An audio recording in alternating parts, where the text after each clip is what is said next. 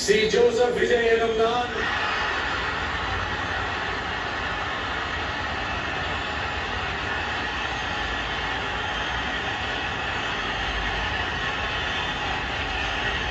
சட்டப்படி அமைக்கப்பெற்ற இந்திய அரசியல் அமைப்பின்பால் உண்மையான நம்பிக்கையும் மாறா பற்றும் கொண்டிருப்பேன் என்றும் இந்திய நாட்டின் ஒப்பில்லாத முழு முதல் ஆட்சியையும் ஒருமையையும் நிலை நிறுத்துவேன் என்றும் தமிழ்நாட்டு அரசின் முதலமைச்சராக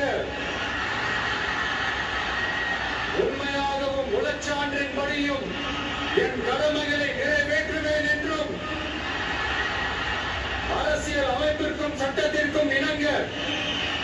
அச்சமும் ஒருதலை சார்பும் இன்றி